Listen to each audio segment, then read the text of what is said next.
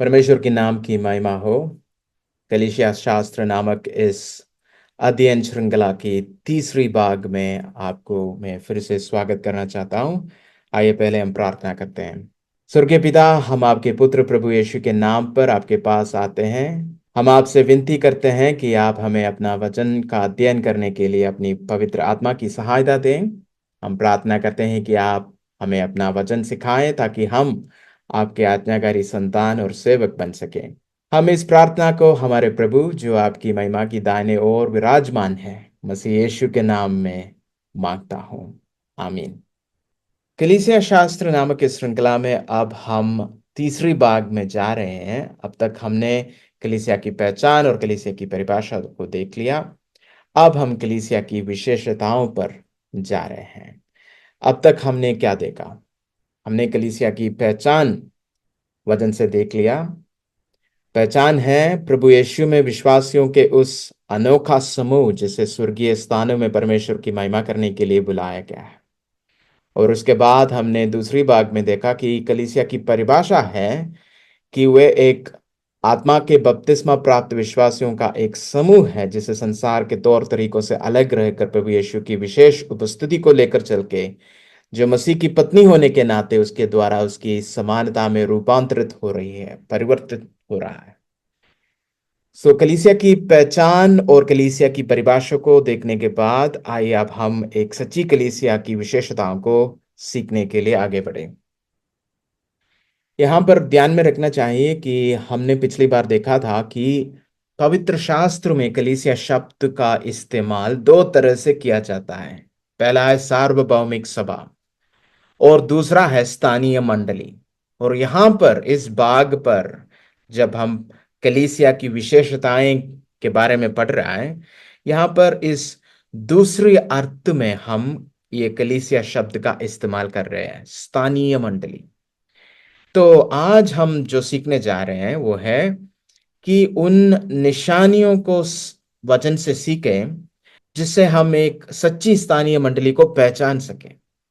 यहाँ हम उन निशानों को सीख रहे हैं जो एक स्थानीय मंडली में पाए जाना चाहिए यदि वे वास्तव में सार्वभौमिक कलीसिया का हिस्सा है। आप तो जानते हैं कि शहर शहर में और गांव गांव में तो बहुत सारे स्थानीय मंडली हैं। तो इनमें से कौन सी स्थानीय मंडली में हमें जाना चाहिए, ये फैसला हमें अगर लेना है तो ये जानना जरूरी है कि एक सच्ची कलीसिया यानी कि एक सच्ची स्थानीय मंडली की विशेषताएं क्या है। तो ये हम आज सीखने जा रहे हैं, क्योंकि हम हर रविवार को सार्वभौमिक कलीसिया की साप्ताहिक सभा में तो भाग नहीं ले सकते। सार्वभौमिक सभा ठीक है, दुनिया भर में है, लेकिन एक रविवार को अगर आपको आराधना के लिए जाना है तो सार्वभौमिक सभा कौन सा सभा है? बस एक स्थानीय मंडली में आप जाकर आराधना के भाग ले सकता है। तो ये पढ़ना जरूरी है कि कौन सी स्थानीय मंडली वास्तव में सार्वभौमिक कलीसिया का हिस्सा है। हमें इन विशेषताओं को सीखने की आवश्यकता है क्योंकि हम हर रविवार को सार्वभौमिक कलीसिया की साप्ताहिक सभा में भाग नहीं ले सकते, बल्कि केवल स्थानीय मंडली की सभाओं में भाग ले सकते हैं। इसलिए इन विशेषताओं का उपयोग करके एक सच्ची स्थानीय मंडली की पहचान करना जरूरी है। तो कलीसिया की विशेषताओं को समझने के लिए हम नए नियम से दो अंशों का अध्ययन करेंगे। पहला है पहला तीमुथियुस का पत्र, तीसरा अध्याय 14 से लेकर 16 तक की आयतों को हम पढ़ेंगे। पौलुस कह रहा है, मैं तेरे पास जल्द आने की आशा रखने पर भी ये बातें तुझे इसलिए लिखता हूं कि यदि मेरे आने में देर हो तो तू जान ले कि परमेश्वर के घराने में जो जीवित परमेश्वर की कलीसिया है और जो सत्य का खंभा और नींव है, कैसा बर्ताव करना चाहिए। इसमें संदेह नहीं कि भक्ति का भेद गंभीर है, अर्थात वह जो शरीर में प्रकट हुआ, आत्मा में धर्मी ठहरा, स्वर्गदूतों को दिखाई दिया, अन्य जातियों में उसका प्रचार हुआ, जगत में उस पर विश्वास किया गया और महिमा में ऊपर उठाया गया। पौलुस पहले कहते हैं कि ये जो पत्र उसने तिमुथियुस की ओर लिखा, ये पहला पत्र, उसका मकसद क्या है। पौलुस कहता है कि उसने ये पत्र इसलिए लिखा था कि यदि पौलुस के आने में देरी भी हो तो तिमुथियुस और ये जो एफेसुस की जो कलीसिया है, उनको पता होना चाहिए कि कलीसिया कैसी होनी चाहिए, कैसा बर्ताव करना चाहिए। यहां ध्यान दे कि पौलुस कलीसिया को क्या बुलाते हो।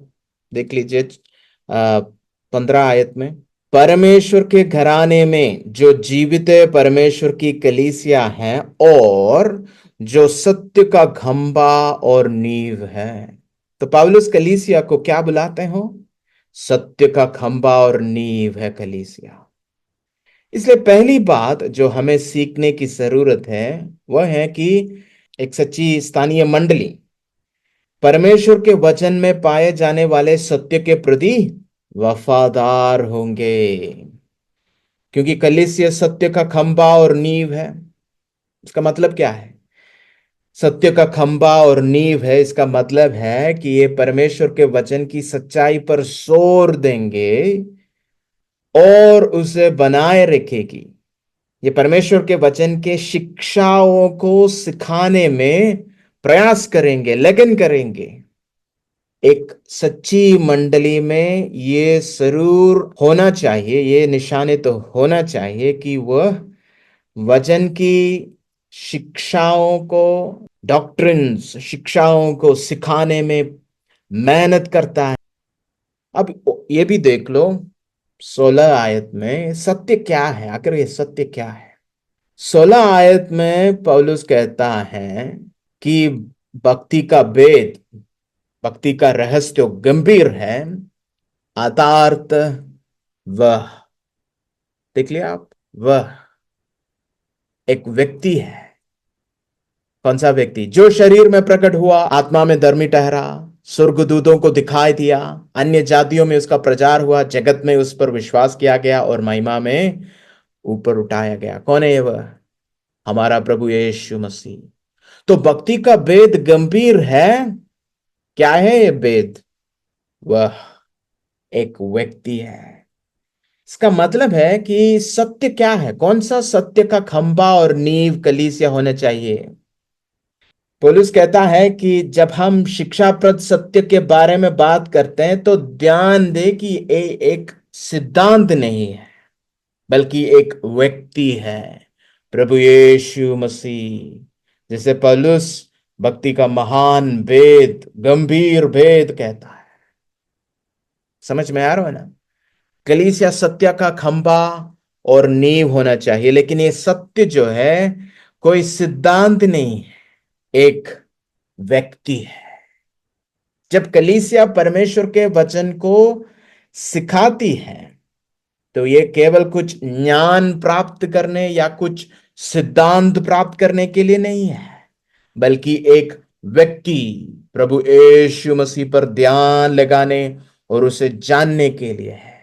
हाँ, ये कोई धर्मशास्त्र पढ़ाने वाला कोई पाठशाला के बारे में नहीं कह रहा है। कलीसिया में सत्य को सिखाना चाहिए, लेकिन क्या है सत्य? आखिर में एक व्यक्ति है। उस व्यक्ति को जानने के लिए और उस व्यक्ति पर ध्यान करने के लिए हम सिखाते हैं डॉक्ट्रिन्स, शिक्षाओं को। परमेश्वर के वचन का अध्ययन पंडित बनने के लिए नहीं, बल्कि प्रभु यीशु के व्यक्तित्व को जानने का एक साधन है, एक मार्ग है।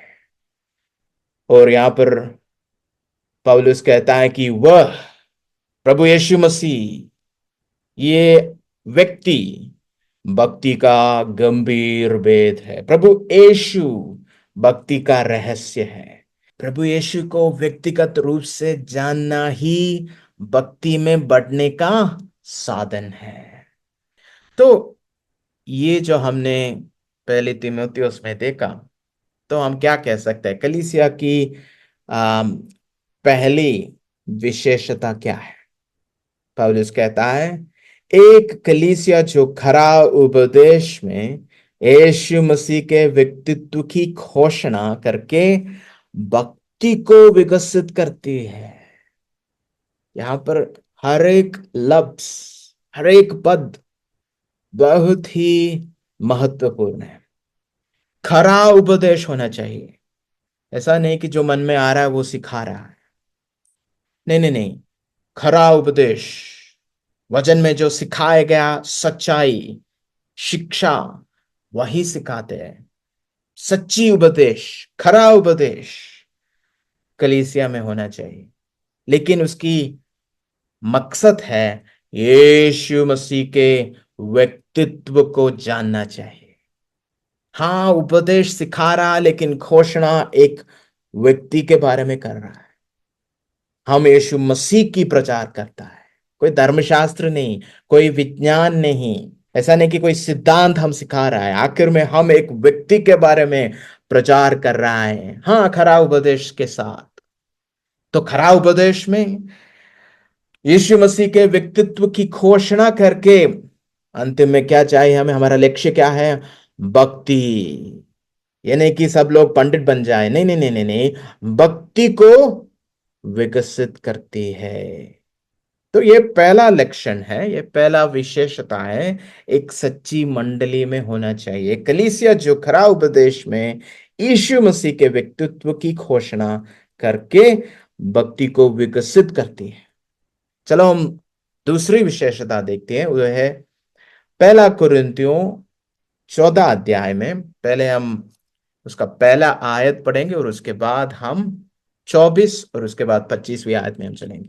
पौलुस कहता है पहला आयत में, प्रेम का अनुकरण करो और आत्मिक वरदानों की भी धुन में रहो, विशेष करके यह कि भविष्यवाणी करो। सबसे पहले पौलुस कहता है कि कलीसिया को भाईचारे के प्रेम का अनुसरण करना चाहिए। भाईचारे का प्रेम, भाई भाई भाई और बहनों से हमें एक प्यार होना चाहिए, क्योंकि हम एक शरीर हैं। तो सब कुछ प्रेम से शुरू होता है। ये सेवकाई के बारे में हम जो पढ़ने जा रहे हैं, ये प्रेम से शुरू होना चाहिए। बहुत ही अहम बात है, महत्वपूर्ण बात है। अगर ये भूल गया तो सब कुछ हमने खो दिया। यहाँ पर जो प्रेरित हमें सिखा रहा है, ये प्रेम से शुरू होता है। तो पौलुस कहता है कि सबसे पहले तुम भाईचारे के प्रेम का अनुसरण करना चाहिए और उसके परिणाम में उन्हें पवित्र आत्मा के आत्मिक वरदानों का उपयोग करके एक दूसरे की सेवा करनी चाहिए। प्रेम का अनुकरण करो और इसके परिणाम में आत्मिक वरदानों की भी धुन में रहो। अब स्पष्ट रूप से विशेष करके भविष्यवाणी के बारे में कह रहा है। यहां पर हम भविष्यवाणी जैसे आत्मिक वरदानों की विस्तृत विवरण में नहीं जा रहे हैं, लेकिन सामान्य तौर पर कलीसिया के बारे में यहां सिखाए गए एक सिद्धांत को हम सीखने चाहते हैं। तो ये मन में रख दो। और यदि वे भाईचारे के प्रेम से आत्मिक वरदानों का उपयोग करते हो तो कलीसिया में क्या होंगे? ये पौलुस 24वीं आयत में कहता है। अगर भाईचारे के प्रेम में आत्मिक वरदानों का उपयोग करते हैं तो एक कलीसिया में क्या होंगे? पढ़ते हैं हम 24 से 25। परंतु यदि सब भविष्यवाणी करने लगे और कोई अविश्वासी या बाहर वाला मनुष्य भीतर आ जाए तो सब उसे दोषी ठहरा देंगे और परख लेंगे और उसके मन के भेद प्रकट हो जाएंगे, और तब वह मुख के बल गिरकर परमेश्वर को दंडवत करेगा और मान लेगा कि सचमुच परमेश्वर तुम्हारे बीच में है। तो कलीसिया में क्या होंगे? अगर सच्ची तरह से, पूरे ईमानदारी से हम भाईचारे के प्रेम से आत्मिक वरदानों का उपयोग करते हैं तो कलीसिया में क्या होंगे? पौलुस कहता है कि भाईचारे के प्रेम में नियोजित आत्मिक वरदानों की ऐसी सेवकाई कलीसिया में परमेश्वर की वास्तविक उपस्थिति का अनुभव कराएगी। आखिर में वो अविश्वासी हो या बाहर वाला क्या कहते हैं, क्या गवाही देते हैं? सचमुच परमेश्वर तुम्हारे बीच में है। तो आत्मिक वरदानों की इस तरह की एक सेवकाई कलीसिया में परमेश्वर की वास्तविक उपस्थिति का अनुभव कराएगी। और ये जो परमेश्वर की उपस्थिति है, इसकी एक विशेषता है कि ये पाप के प्रति बोध लाती है कि नहीं? यहां पर लिखा है कि अगर कोई बाहर वाला या अविश्वासी अंदर आए और आपकी इस आत्मिक वरदानों के साथ जो सेवकाई हो रहा है, इसके कारण उसको दोषी ठहरा देंगे, सब उसे परख लेंगे और उसके मन के भेद प्रकट हो जाएंगे, उसके मन में छिपे पापों को प्रकट करेंगे और वो पाप के प्रति उसको एक बोध मिलेंगी। यही इस परमेश्वर की उपस्थिति की विशेषता है। यानी कि ये परमेश्वर की ऐसा एक उपस्थिति नहीं है जो सिर्फ एक अनुभूति है या रोमांचक अनुभव है। हाँ, हमने उस मीटिंग में गया, अरे क्या उपस्थिति था, अरे बहुत अनुभूति हमको मिला, हमारा तो बहुत ही रोमांचक अनुभव था, है। ऐसे लोग कहते हैं ना, वहां पर गया, अरे रोंगटे खड़े हो गए कहते हैं, अरे उस तरह की एक अनुभव नहीं है, यहाँ पर एक अनुभूति नहीं है, बल्कि ये पाप के प्रति बोध लाती है और मनुष्य को परमेश्वर के सामने झुकने पर मजबूर करते हैं, है कि नहीं? वो मुंह के बल गिरकर परमेश्वर को दंडवत करेगा। अरे क्या रोमांचक अनुभव था, ऐसे नहीं कहेंगे, बल्कि कहेंगे, अरे मैं तो पापी हूं, मेरे मन में जो भेद पाप थे, जो रहस्य पाप थे, मन में छिपे हुए रहस्य पापों को प्रकट करके वो तो मुंह के बल गिरकर परमेश्वर को दंडवत करेगा और मान लेगा कि सचमुच परमेश्वर तुम्हारे बीच में है। उस प्रकार की एक उपस्थिति के बारे में यहां पौलुस कह रहा है। आज कई कलीसिया ऐसा है जहां आत्मिक वरदानों के उपयोग पर कोई भी जोर नहीं दिया जाता है, यह ठीक नहीं है। और कुछ कलीसिया ऐसे भी हैं जहां वे आत्मिक वरदानों पर जोर तो देते हैं, लेकिन उन्हें भाईचारे के प्रेम से नहीं लगाते हैं। वे आत्मिक वरदानों का उपयोग दूसरों को आत्मिक उन्नति देने के लिए नहीं करते हैं, बल्कि या तो खुद को कोई अनुभूति मिलने के लिए करते हैं, या खुद को किसी महान व्यक्ति होने का दिखावा करने के लिए आत्मिक वरदानों का उपयोग करते हैं। ये दोनों ठीक नहीं है। जब हम उनकी तुलना पवित्र शास्त्र से करते हैं तो आत्मिक वरदानों का उपयोग ना करना और आत्मिक वरदानों का दुरुपयोग दोनों गलत है।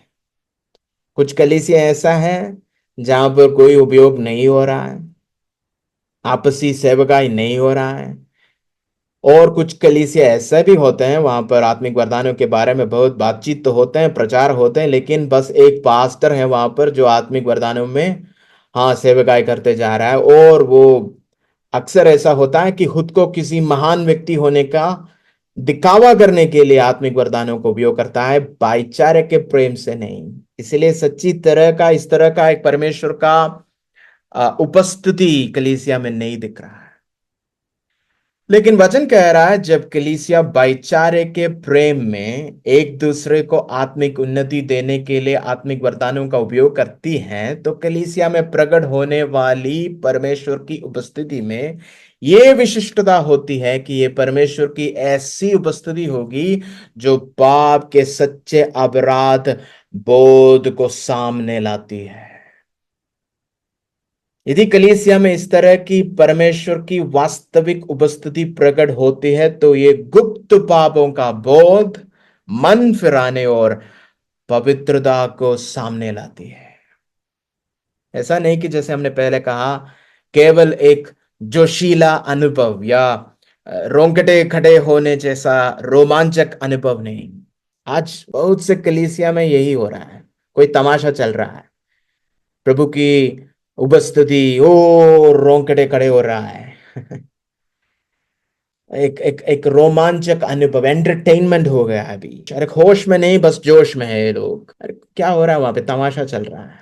पाप के प्रति बोध लाना चाहिए, मन फिराना चाहिए और पवित्रता में बढ़ना चाहिए। यहाँ पर इस व्यक्ति को ये हो रहा है, उनकी मन में जो छिपे हुए रहस्य पाप थे, अरे वो तो बाहर आ गया, उसका प्रकट हो गया।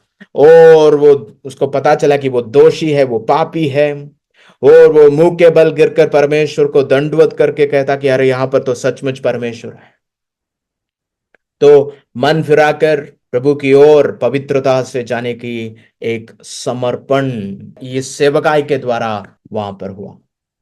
यदि आप एक मीटिंग में गया और वहां पर परमेश्वर की बहुत गंभीर उपस्थिति थे, लेकिन आपके जिंदगी में आप कोई बदलाव नहीं देखते हो, तो फिर उसका क्या फायदा है? वो सच्ची तरह की उपस्थिति नहीं था। तो इस अंश से हम क्या कह सकता है कि एक सच्ची मंडली की विशेषता क्या होना चाहिए? पहले कुरिन्थियों की 14 से हम सीखते हैं, एक कलीसिया जो भाईचारे के प्रेम में आत्मिक वरदानों को उपयोग करता है, जिससे परमेश्वर की सच्ची उपस्थिति प्रकट होती है, जो पाप के प्रति सच्ची बोध लाती है। फिर से सुनिए, एक कलीसिया जहां भाईचारे के प्रेम में आत्मिक वरदानों का उपयोग कर रहा है, इसलिए नहीं कि दिखावा करना चाहिए या कोई अनुभूति पाने के लिए लोग आत्मिक वरदानों की बात कर रहा है या उपयोग कर रहा है। भाईचारे में दूसरों को आत्मिक उन्नति देने के लिए आत्मिक वरदानों का उपयोग कर रहा है, जिसके कारण वहां पर परमेश्वर की एक सच्ची उपस्थिति प्रकट होती है और जिससे पाप के प्रति सच्ची बोध उस कलीसिया में लोगों को मिल रहा है। तो देख लीजिए ये दोनों विशेषताओं को। पहला हमने तीमुथियुस से सीखा, एक कलीसिया जो खरा उपदेश में यीशु मसीह के व्यक्तित्व की घोषणा करके भक्ति को विकसित करती है। और फिर हमने पहला कुरिन्थियों से सीख लिया, एक कलीसिया जो भाईचारे के प्रेम में आत्मिक वरदानों का उपयोग करता है, जिससे परमेश्वर की सच्ची उपस्थिति प्रकट होती है, जो पाप के प्रति सच्ची बोध लाती है। पहली विशेषता पर गौर करें तो आप देख सकता है कि ये परमेश्वर के वचन से संबंध एक विशेषता है, जबकि दूसरी विशेषता पवित्र आत्मा से संबंधित है। पहली विशेषता पर आप गौर करें तो आप देख सकता है कि इसका संबंध परमेश्वर के वचन से है। क्या वे जिस यीशु का प्रस्तुत करते हैं, प्रचार करते हैं, वे पवित्र शास्त्र के अनुसार है कि नहीं? क्या वे परमेश्वर के वचन के अनुसार आराधना करते हैं, बपतिस्मा देते हैं, प्रभु की मेज पर भोजन करते हैं, सभी सेवकाई परमेश्वर के वचन के अनुसार करते हैं कि नहीं? ये सब कुछ वो जो पहला विशेषता में हम देख सकता है। और दूसरी विशेषता पवित्र आत्मा से संबंधित है। क्या वहां पर आत्मिक वरदानों के सहायता से आपसी में एक सेवकाई हो रहा है कि नहीं, और जिसके कारण वहां पर सच्ची उपस्थिति, परमेश्वर की सच्ची उपस्थिति प्रकट हो रहा है और उसके कारण लोगों को पाप के प्रति सच्ची बोध आ रहे कि नहीं? तो इन दोनों को मिलकर हम क्या कह सकता है? अर्थात एक स्वस्थ कलीसिया वह है जहां हम वचन की वास्तविक सेवकाई और पवित्र आत्मा की सच्ची सेवकाई दोनों देख सकते हैं। एक सच्ची मंडली में क्या होना चाहिए? दो चीज, वचन की वास्तविक सेवकाई और दूसरी आत्मा की सच्ची सेवकाई। ये दोनों होना चाहिए। वचन की प्रचार, यीशु मसीह को व्यक्तित्व रूप में जानने के लिए और उसके द्वारा भक्ति में बढ़ने के लिए वचन की प्रचार हो रहा है। और दूसरी, भाईचारे में हम दूसरों को आत्मिक उन्नति देने के लिए आत्मिक वरदानों को उपयोग करके वहां पर प्रभु की सच्ची उपस्थिति, ओ पवित्र उपस्थिति वहां पर हम महसूस कर सकता है, जिसके कारण हमारे दिलों में, हमारे मन में जो छिपे हुए रहस्य पाप है उसके प्रति हमें सच्ची बोध मिलती है और हम प्रभु के सामने मुंह के बल गिरकर उसका दंडवत करेगा और हम सचमुच वास्तविक तौर पर ओ उसकी जो उपस्थिति है उसका महसूस कर सकता है। तो ये है कलीसिया की विशेषताएं, दो विशेषताएं। एक स्वस्थ कलीसिया वह है जहां हम वचन की वास्तविक सेवकाई और पवित्र आत्मा की सच्ची सेवकाई दोनों देख सकते हैं। आज अगर आप भारत के मंडलियों पर ध्यान देंगे तो कुछ कलीसिया ऐसा है जहां पर वजन के बारे में बहुत जोर देते हैं, लेकिन पवित्र आत्मा के बारे में कोई बातें नहीं करते। और दूसरी तरफ बहुत से कलीसिया ऐसा है जहां पर वचन कुछ सीखते नहीं, कुछ सिखाते नहीं, आत्मा के बारे में बहुत बात करता है। ऐसा नहीं होना चाहिए। वचन और आत्मा दोनों एक मंडली में होना चाहिए। इन सच्चाइयों को ध्यान में रखे पवित्र शास्त्र के अनुसार कौन सी स्थानीय मंडली में जाना चाहिए? इसके लिए आपको ये 7 प्रश्न पूछने होंगे। ये जो 2 पवित्र शास्त्र के अंशों पर हमने ध्यान दिया, इनको मैंने 7 सवालों में यहां पर आपके सामने प्रस्तुत कर रहा हूं। पहला सवाल है, क्या ये मंडली परमेश्वर के वचन के सारी उपदेशों को सिखाने में मेहनत करती हैं? ये आपको पूछना चाहिए कि इस मंडली में परमेश्वर के वचन सिखाने के लिए वो प्रयास लेती हैं, मेहनत करती हैं। बहुत से कलीसिया ऐसा है जहां पर वचन सिखाते नहीं, प्रचार तो होते हैं लेकिन वचन के जो शिक्षाओं को, डॉक्ट्रिन्स को, सच्चाइयों को सिखाते नहीं। बाइबल स्टडी नहीं होते वहां पर। नहीं, ये पहले ये बात हमें पूछना चाहिए, क्योंकि कलीसिया क्या है? कलीसिया सत्य की, हाँ, सत्य का खंबा और नींव है।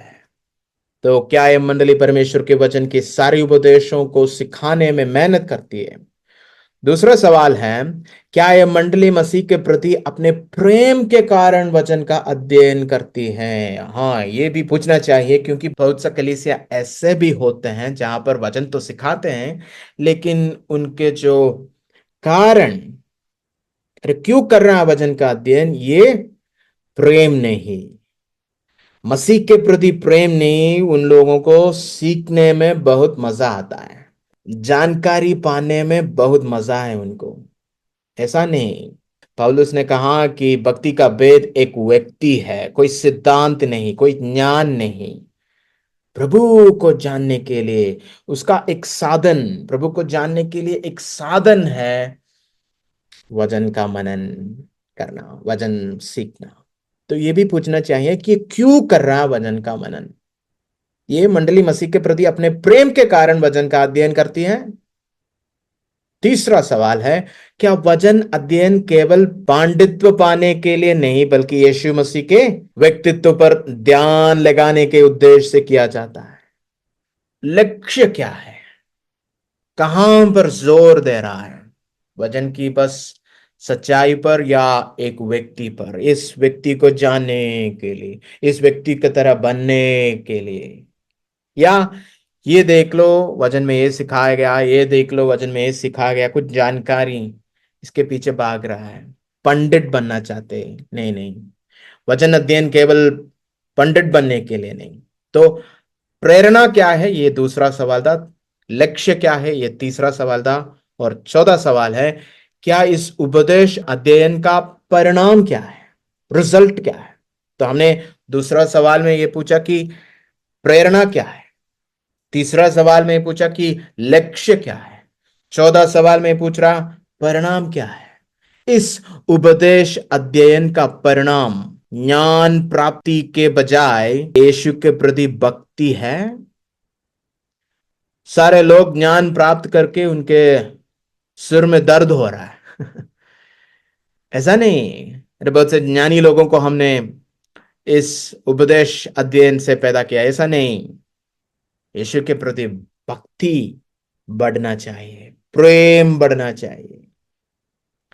इस उपदेश अध्ययन से पहले जिस तरह से वे यीशु से प्यार करते थे, उससे बढ़कर, उससे ज्यादा, इस संसार से ज्यादा, अपने खुद से ज्यादा अब यीशु से प्यार करता है।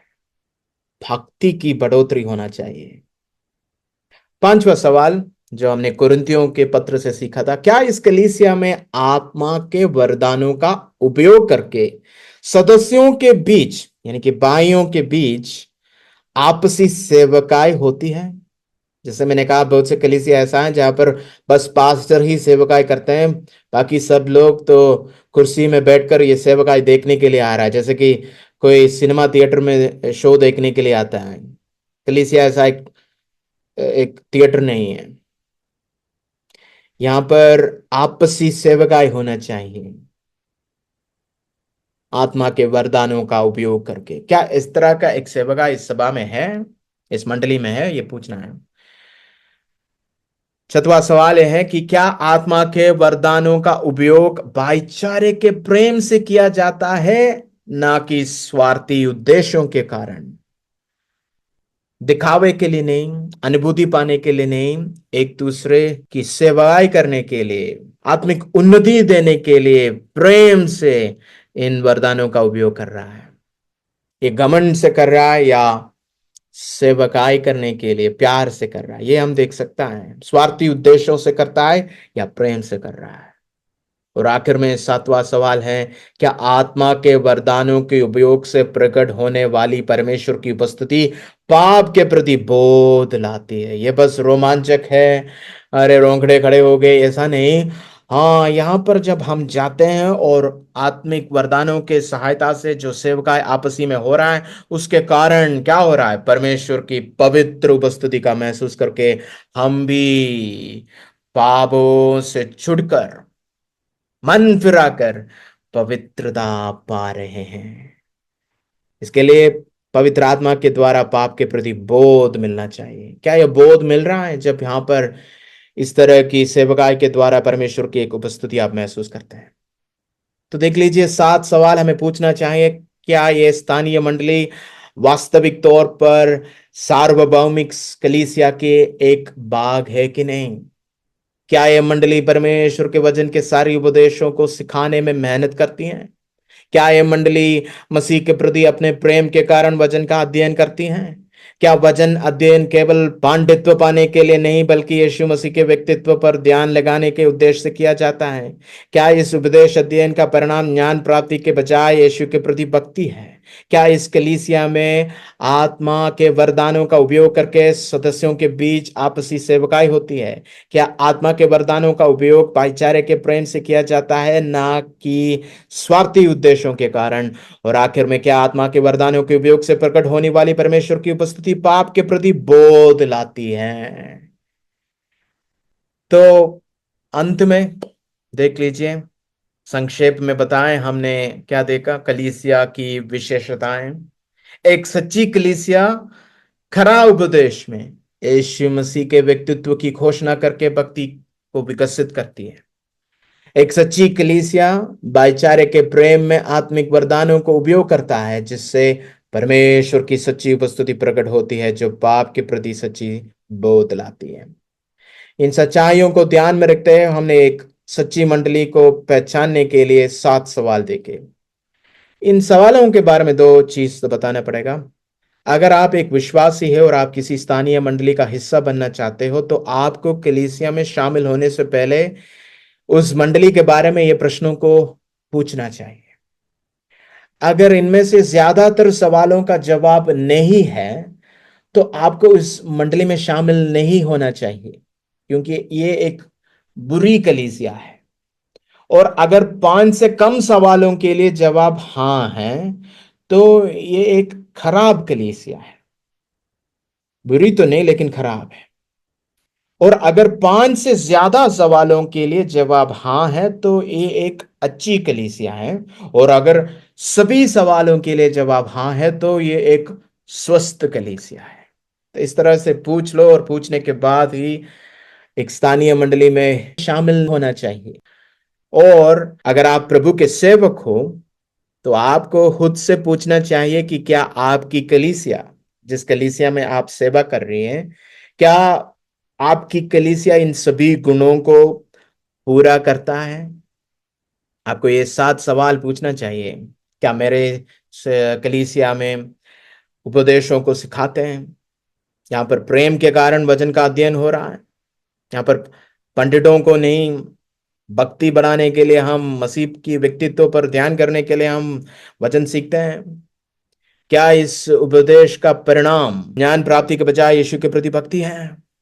और यहाँ पर क्या आत्मा के वरदानों का उपयोग हो रहा है, सेवकाई हो रहा है, भाईचारे से हो रहा है? और पाप के प्रति बोध लाने वाली परमेश्वर की उपस्थिति हम महसूस करते हैं कि नहीं। आपको पूछना चाहिए कि आपकी मंडली में ये 7 सवालों का जवाब हाँ है। और अगर आपका जवाब है नहीं, तो आपकी मंडली इन 7 प्रश्नों को पूरा करने के लिए आपको सेवकाई के द्वारा प्रयास करने की जरूरत है। तो आइए हम अपने प्रभु के नाम के महिमा के लिए ऐसी स्वस्थ मंडलियों की निर्माण करने के लिए अपने आप को समर्पित करें। आमीन।